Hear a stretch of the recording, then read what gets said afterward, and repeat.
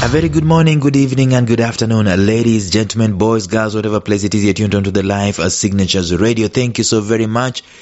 If this is your first time to come into contact with this podcast, this is a daily podcast focusing on the subjects of purpose, productivity, and resilience. So it's teaching, it's motivation, it's inspiration, it's a virtual incubator for those three things.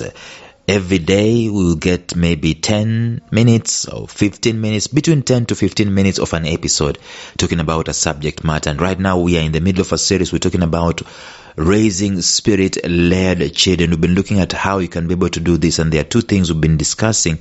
Today we're going to go into the third thing, and we're talking about you are not raising a spirit-led child if ... The first dot was if you do not teach them to cherish their inner compass. The second was if you do not teach them the importance of self-extraction. Today, we're going to look at the third thing. Stay tuned.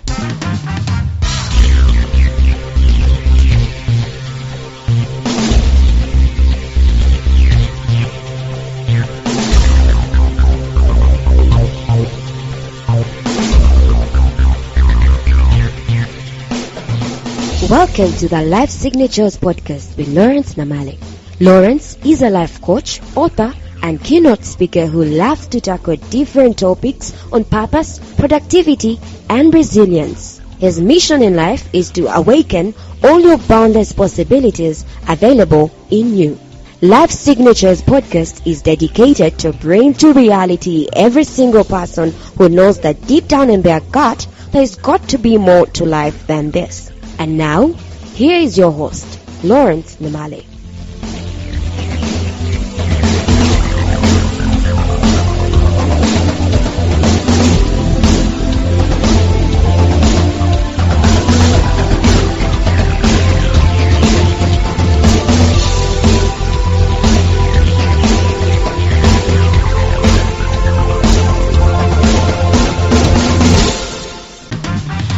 As Ali said we need to do this particular recap and say, you are not raising a spirit-led child. Number one, if your focus is not on their inner compass.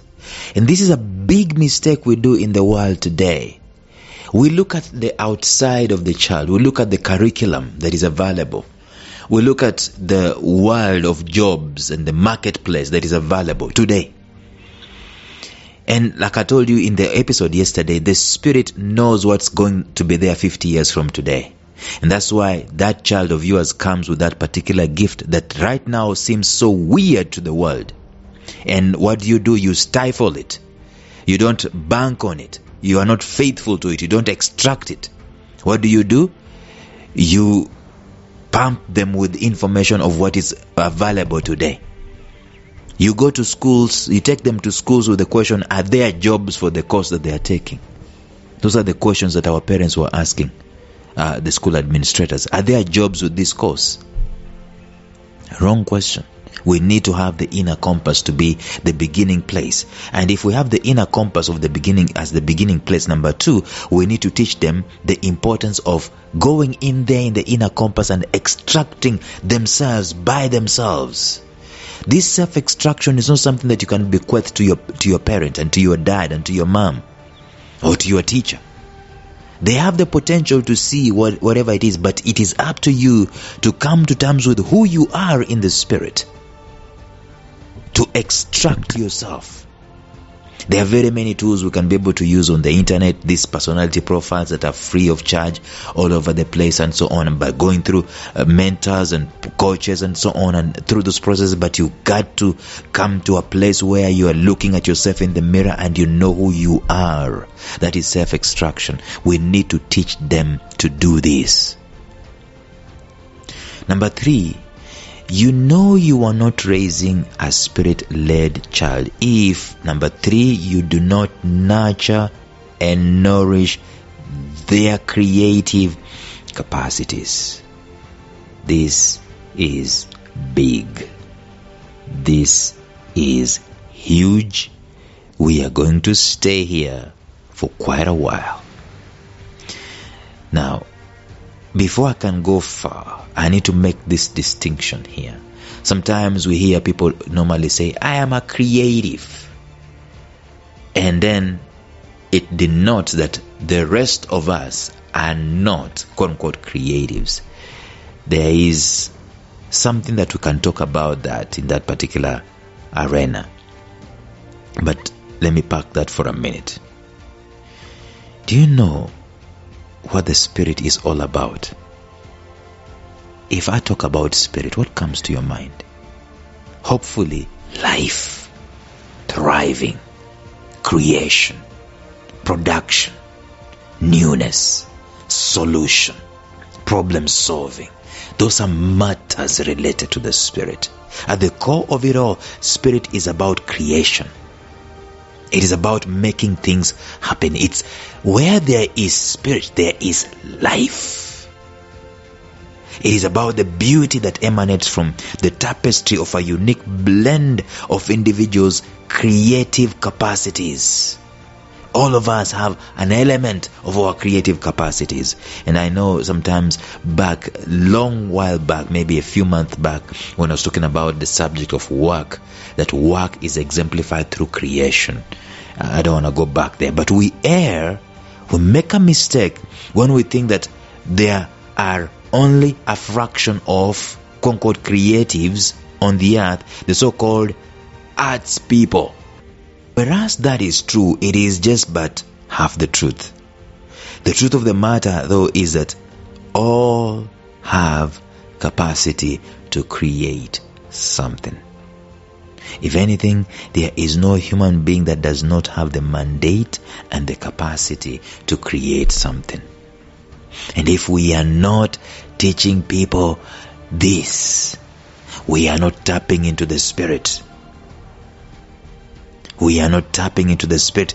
Rigidity can kill the creative spirit.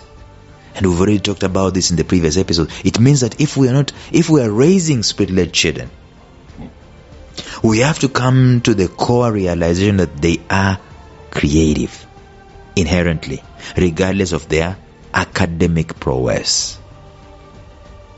Now, the thing about the creative spirit is that we can easily stifle it. We can easily block it. We can easily put a lid on it. John Maxwell has a book called the Laws of Leadership, and one of the laws of leadership is the law of the lead. You can put a limit to the creative spirit of your child. We can actually kill it. We can render it redundant by our actions. And for the most part, our action that kills the spirit of creativity stems from the notion of wanting to follow a certain kind of traditional culture. Talked about this.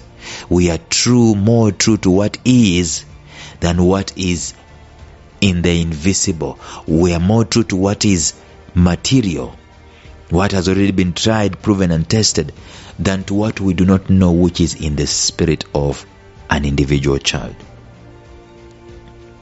We say this is how it's always been done. I mean, there's credit to that. It's always been done that way, and it has its results. But that doesn't mean that that's the way it will always be done all these years.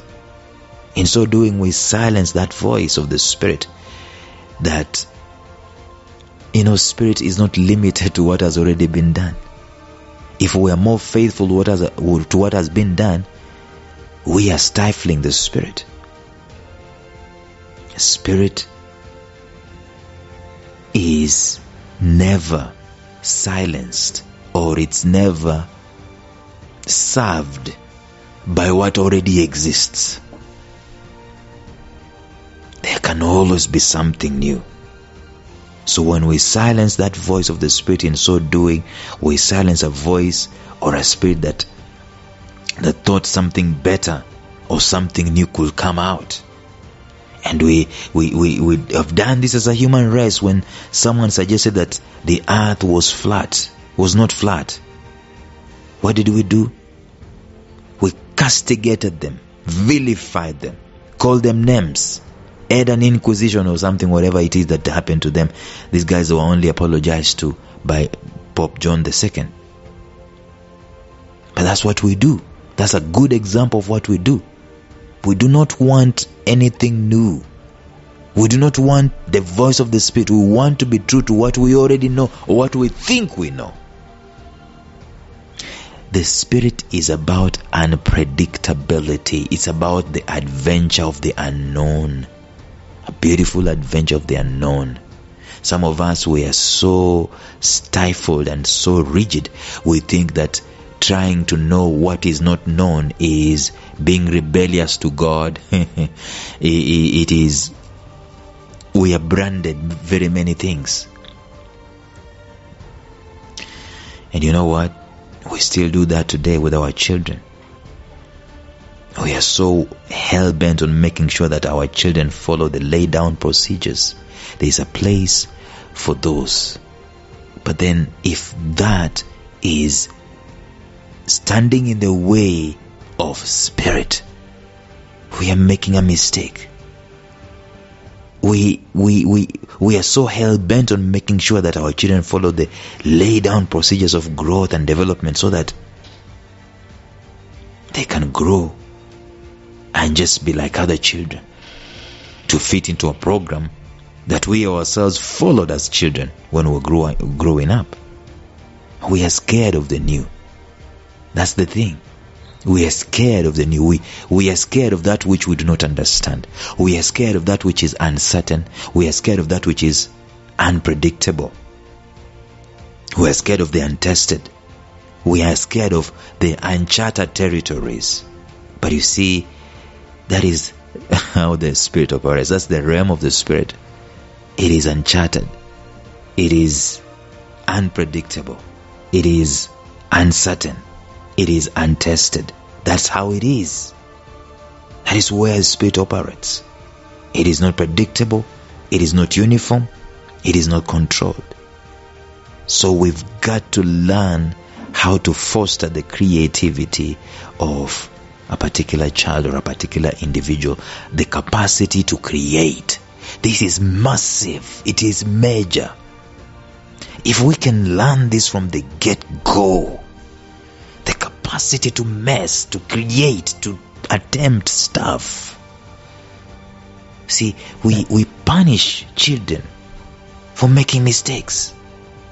I saw, like I told you in some episodes back, I saw what a friend of mine on Facebook wrote. It's called Tony Gobanga. He said, don't discipline your child over mistakes. Only rebellion. Mistakes are part of creation. Especially if you're a human being. You're not God. And the problem is when we are teaching these people up, when we're raising these people up, we do not want them to make a mistake. I said 1 + 1 is 2. And we whack them with a ruler on their knuckles. My friends, we are not raising Spirit-led children when we are not inculcating, we are not making creation to be a massive part of their continuous growth. It's going to cost us a lot. They're going to break some things here and there, but that's the part. It's part of the process. We've got to allow that to work. Tomorrow we're going to go deeper onto this thing of creation. Until then, bye-bye. Thank you for listening to Life Signatures Radio. If you enjoyed today's show, subscribe to Life Signatures Radio on iTunes, Stitcher, or visit our website at lifesignatures.libsyn.com. Life Signatures Radio, fresh, clean, and inspiring.